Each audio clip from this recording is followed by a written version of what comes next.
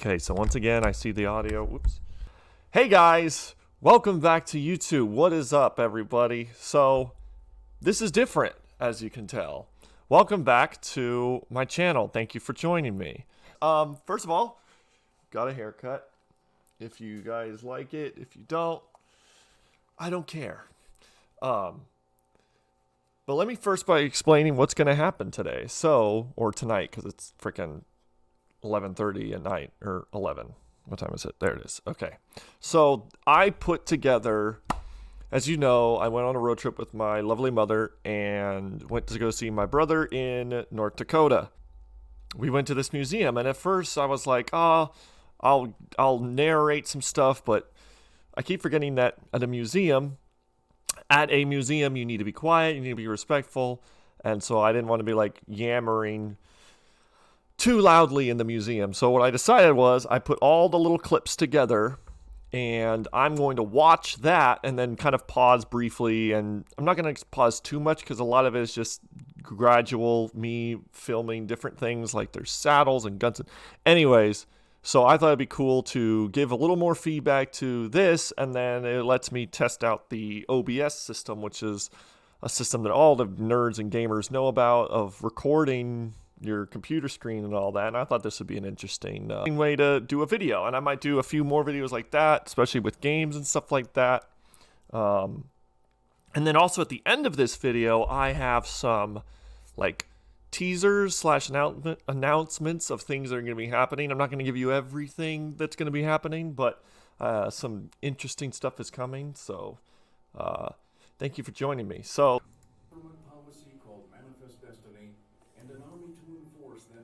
So this was a cool little video that they were playing right at the beginning of the museum, and it was like I think it was like a 5 or 10 minute video about like how the colonial army started and their interaction with like Native Americans and the modern cowboys and yada yada, like that, like old school stuff from like the late 1800s and mid 1800s and all that stuff in between. And it kind of gives you a background, and then they dive a little deeper into North Dakota itself and how pinnacle it was in the West and whatnot, and the plains and like the cowboy theme.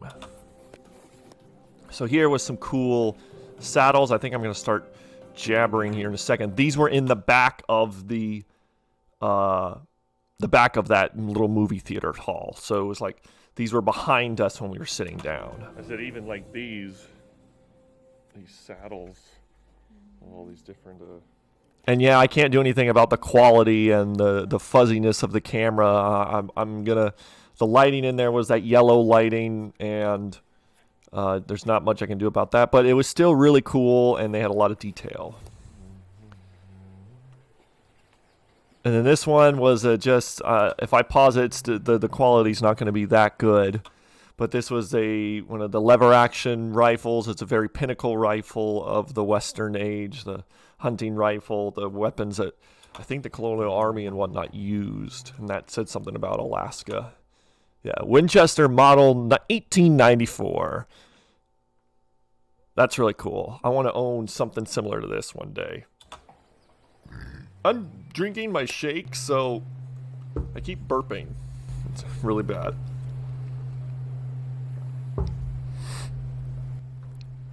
Yeah, I don't know what that sound is. It might be a fan or something that was in there, because it was hot. Like, guys, it was like 100 degrees, 95 degrees out in the desert. Oh, it's not that hot. It's California. I don't care. It's hot for me. I'm from the north. I like the north. I like the cold. And so when it's 100 degrees, it's hot. But yeah, look at that. That's the old West to me. Cowboy with the cows and the old man, the cowboy hat, bringing them in from the range. Oh my gosh. Okay, so buffalo and bison. Bison is the preferred term, or it is the technical term for the North American. It's the North American bison. But obviously if you say buffalo, people are still going to understand. But a buffalo is referring to an African like water buffalo. And I think I even zoom in on it. And there's an awesome bald eagle. Excuse me. Let's see. We zoom out. All right. Bison.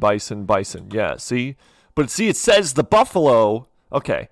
Well, there's my answer. I just answered it for myself. It says the buffalo, but it's called bison. The scientific name is bison. I didn't even read that.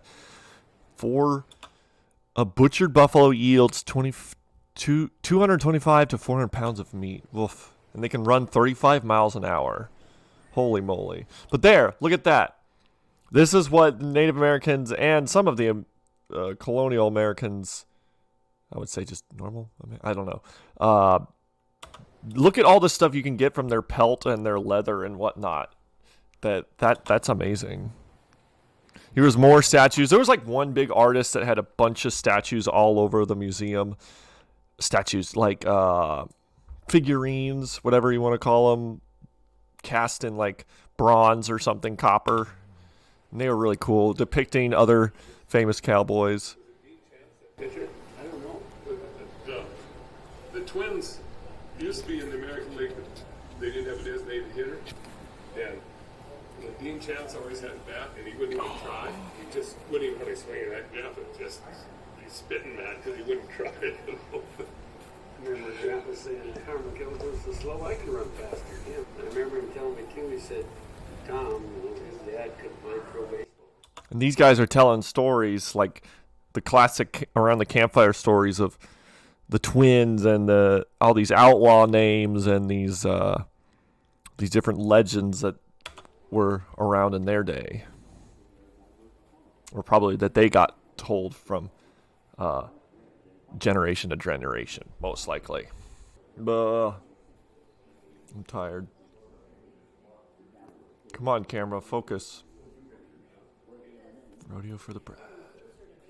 Chuck Wagon.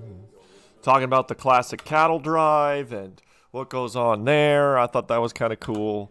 Like I said, I'm not going to pause it too much. If you guys want to pause the video, you can. Or you can look it up. Just take like 30 minutes, an hour, and look this stuff up. It was really cool. Was this the room? Is this like the bedroom? Yep, there's all the big calibers. Those are a lot of the classic rounds that they had back in the day. Obviously, you can't see what they are from this distance, but a lot of big rifle rounds to bring down bison and stuff, and shotguns and whatnot. Holy moly.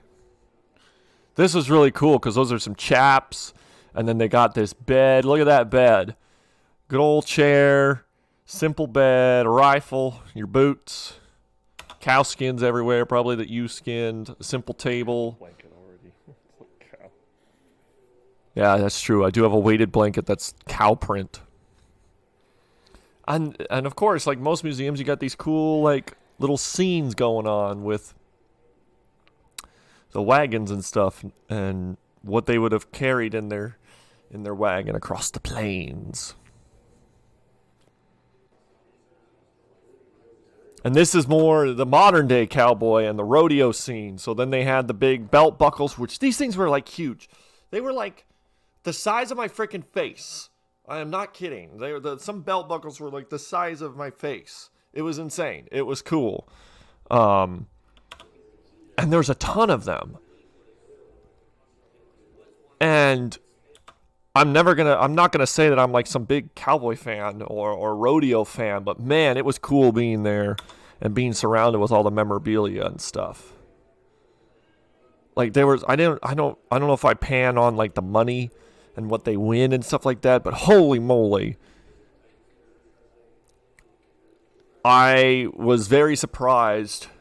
I wouldn't be surprised if this makes as much money as like modern sports and stuff. Like if it still like they talk about how soccer makes more than baseball or vice versa, and football is the most or something, and depending on what the players get played. Like I'm pretty sure football individual players make more money, but I think there's more money in soccer or baseball. I don't know the details. But I wouldn't be surprised, I wouldn't be surprised if the rodeo scene has a big impact too, because like Texas and the Midwest and everything, they got a lot of money. They're not cheap. Those guys are freaking. But it is a rough sport. I mean, you got giant 1,000-pound animals ready to freaking kill you if you're not careful. These are cool officers. There's more rifles. Yep, this was one of my favorite sections. Good toys. Good tools. Tools, dummy, tools. Lots of cool stuff. They were all freaking clean. I mean, obviously they're not going to put something in there that's dirty, but man, some of these guns I'm pretty sure are physically 100 years old or more. And I know there's lots of guns out there that are way older than that actually still run, like old Gatling guns and stuff, and revolutionary black powder guns from the 1700s. I know they still work, but it's still cool to see them in person. How long have I been recording? 12 minutes, right? Yeah, 12 minutes, that's fine. Might not even cut this, I don't know. We'll see. I'll get one soon enough. It'll be my quote-unquote hunting rifle. This was cool. It's simple. It was like the kids' play area, which I thought was pretty neat. The little birds. There was a beaver. Oh, I have honey badger. Not a honey badger. That's the American badger. Yeah, North American badger. All right, I'm just going to set this up right now. I don't know if this audio is going to get copyright strike. I'm going to see if the YouTube thing is going to catch it. And it might be just an old school Western song, so they might not catch it. I don't know. We'll see here in a second. So we might get muted here in a second. I don't know. Because usually YouTube is like, oh, I'm just going to mute this section that we hear this audio. They won't claim the whole video, but I don't know how this stuff is. And I'm not even big enough to make money yet, so we'll see. But yeah, these were just some cool figurines. This was like a trio. This was a group, I think, that they talked about, like some bandits. Oh, and the coons. The raccoons. Yeah, the six-pack. I have no idea who the six-pack is, but look them up if you want to. I might at some point. Bow. Oh, yeah, and then the audio cut out. So this was the guy, Roger Minch. Roger Minch. He's the artist that did all these. Like, he's the guy that put these all together and crafted them. And his stuff was the one. This is upstairs. This is like the upstairs of the museum, and his stuff was all the other stuff that was downstairs. So that was pretty cool. And then big old Theodore Roosevelt. I didn't know how big Theodore Roosevelt was to the west. Like, I knew he had the Rough Riders and whatnot, but I didn't know how big. Like, it talks about him being a sheriff, and 1884 had 1,600 head of cattle. And then he comes back after being president and goes back to North Dakota, like specifically Medora, North Dakota, and has this big influence and stuff. And that was the reason we were there. There was this big Theodore Roosevelt, Medora theater play. I don't even know what it's called. Play, I guess, at this theater. It was really cool. My brother was doing the lights and stuff like that for it. I think this is the last clip. Maybe. Let's run that back. Excuse me. I've never in my life envied a human being who led an easy life. I have envied a great many people who led difficult lives and led them well. That's awesome. People that lead easy lives don't really have any. I'm not going to try to get all philosophical on this one quote from Theodore Roosevelt, but that's really cool, and that makes me think about my future, which is, it's kind of ironic. No, not ironic, but it does make you wonder about this generation and people that they want to get by easy, and they just get that easy thing, and you get that easy job or whatever, yada, yada, you want to go into, and not everybody wants that, so. But I thought that was really cool. And then I had to get a souvenir. Pretty cool. And then a classic wind. Awesome. Look at that.